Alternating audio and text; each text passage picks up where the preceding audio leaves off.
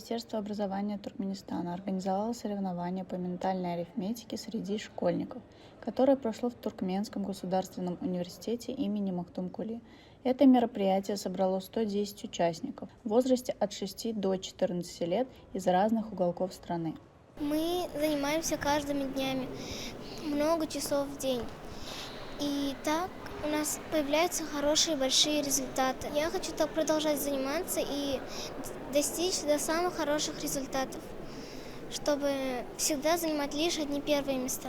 Ментальная арифметика – это уникальная методика, способствующая развитию умственных навыков детей через системы подсчета на различных языках. В течение 2 дней юные математики соревновались в нескольких дисциплинах. В первый день конкурсанты продемонстрировали свои способности в таких направлениях, как вычисление календаря в уме, устное извлечение квадратного корня из шестизначного числа, устное сложение многозначных чисел и устное умножение двузначных чисел. Второй день был посвящен скоростному счету в формате флеш Анзан Марафон. Особое внимание привлекла 13-летняя Ливанур Бердыева. В прошлом году она установила первый национальный рекорд Туркменистана, сложив 200 однозначных чисел 5 раз подряд за 0,3 секунды. Это достижение было зарегистрировано Всемирной Федерацией Memory.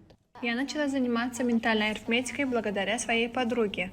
Она узнала о новом курсе и предложила мне записаться вместе. Я уверена, что ментальная арифметика – это ключ к любому успеху. Моя цель – принять участие и победить на чемпионате мира по ментальным вычислениям, который пройдет в сентябре текущего года в Германии.